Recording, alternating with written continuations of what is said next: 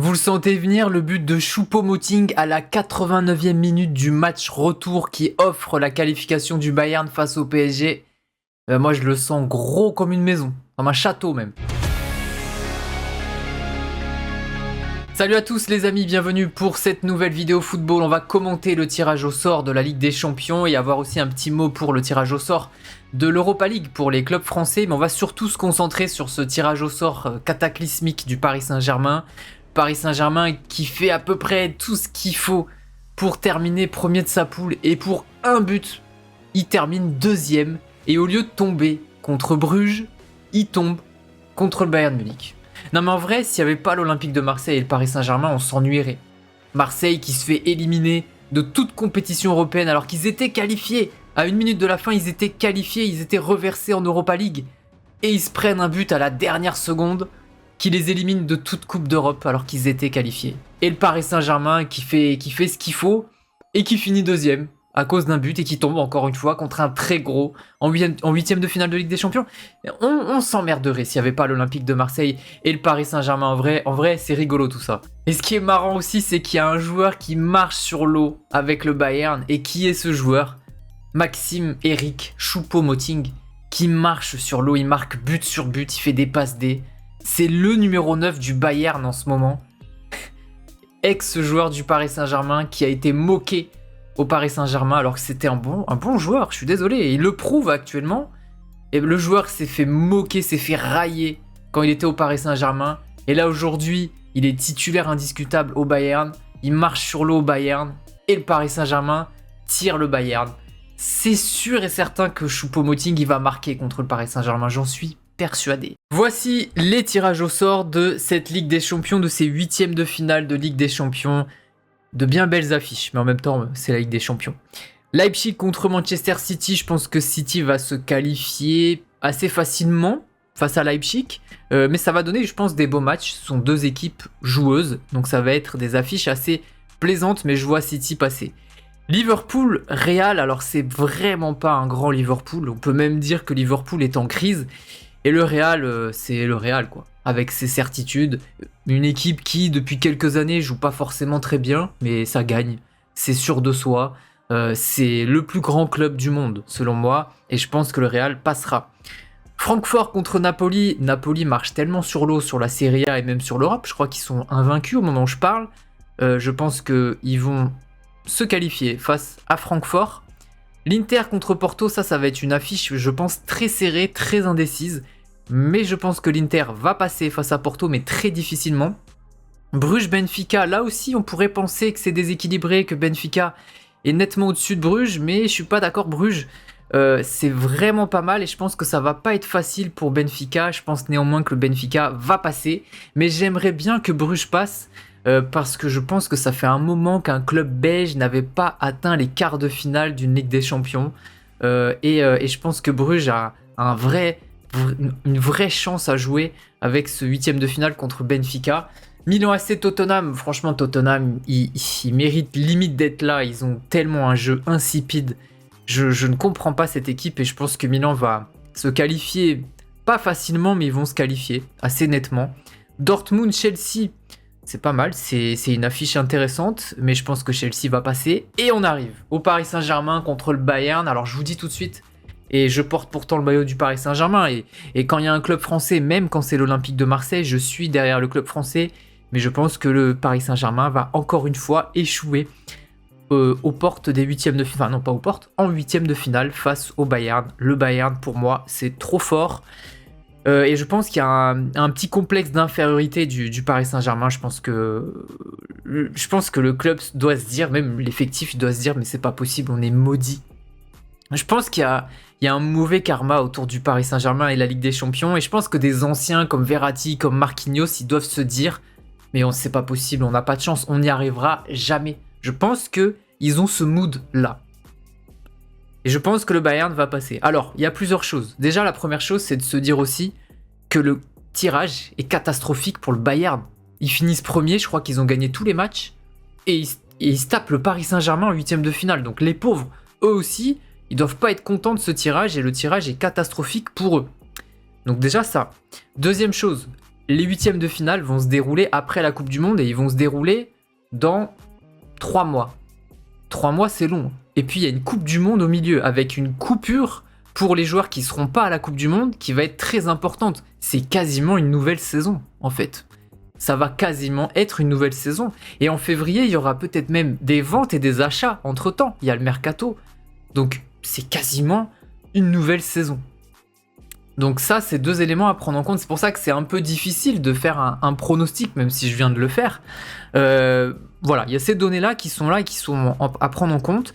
Je pense que le Paris Saint-Germain est trop friable défensivement. Ils se prennent trop de buts, ils concèdent trop d'occasions.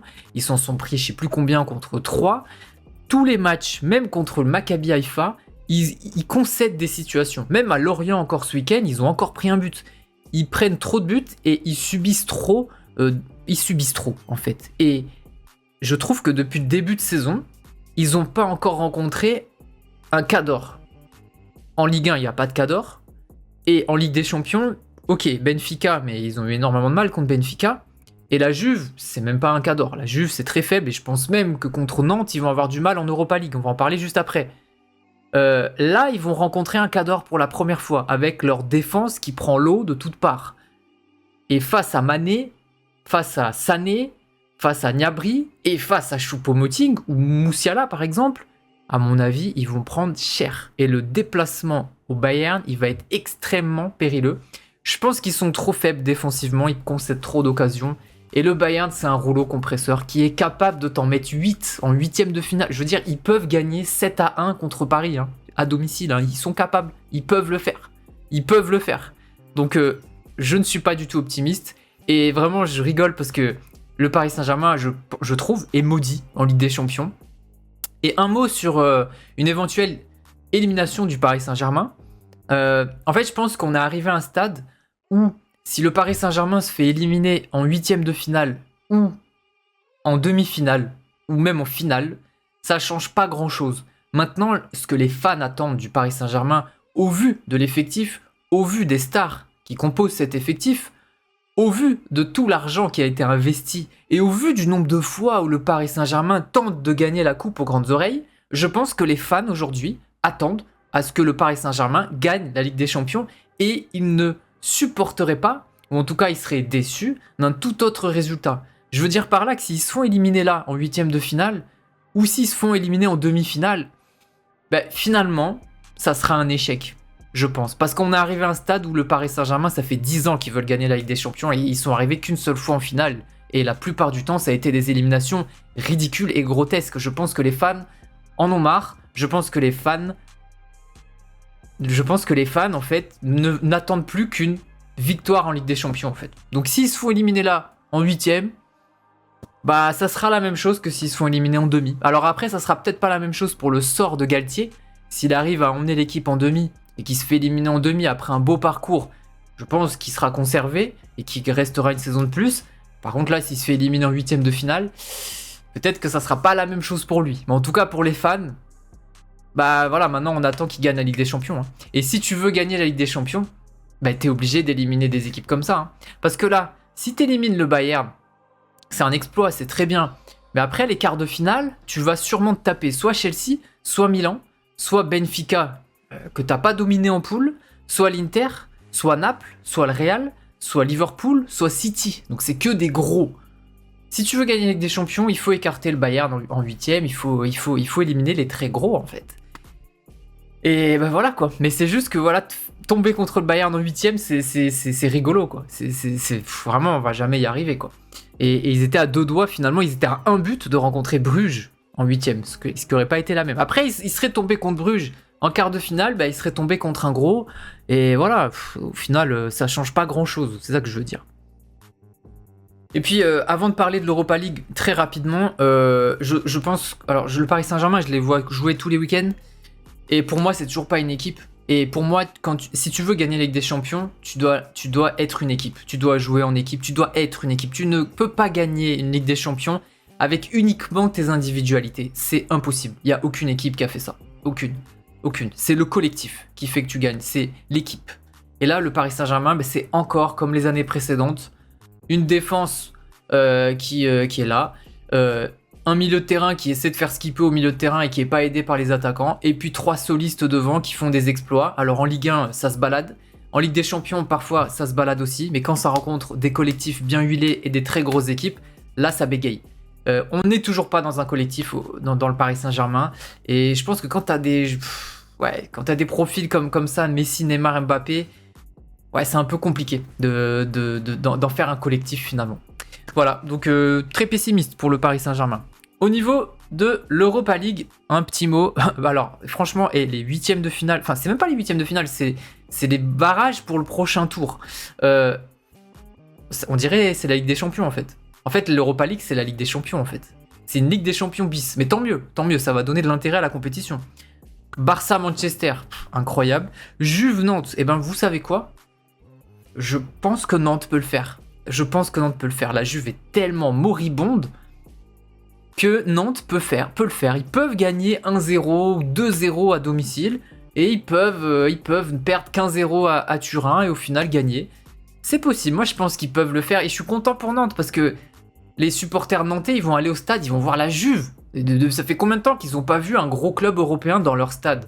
C'est pour ça que quand on est en Europa League, moi j'espère des tirages costauds, j'espère des grosses équipes, pas des équipes un peu moyennes, non, des grosses équipes. Donc je suis très content pour Nantes.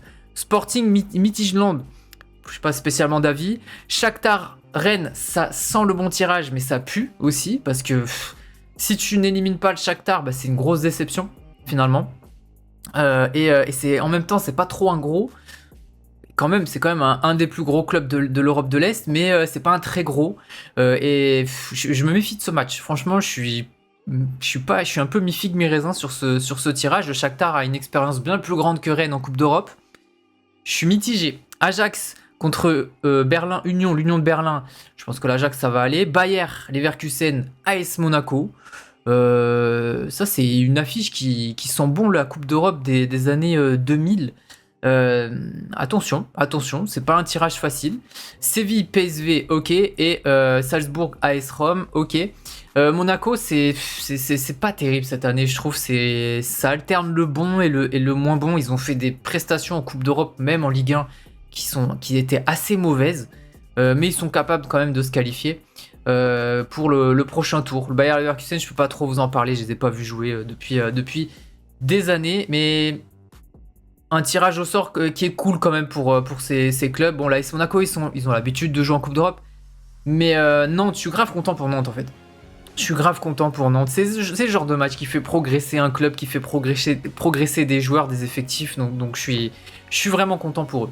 Et bien voilà les amis, j'espère que la vidéo vous a plu. N'hésitez pas à me dire ce que vous pensez du tirage, notamment du Paris Saint-Germain, qui est le sujet principal de la vidéo. Est-ce que vous les voyez passer ce tour contre le Bayern Munich, ou est-ce que vous les voyez se faire éliminer un peu comme tous les ans depuis très longtemps? N'hésitez pas à réagir, n'hésitez pas à laisser un pouce bleu, et je vous dis à très bientôt. On se retrouve demain pour une autre vidéo football où je vais parler de la liste des 26, ma liste des 26 pour la Coupe du Monde, et puis bien sûr les vidéos sur les jeux de foot comme d'habitude. Salut les amis, ciao.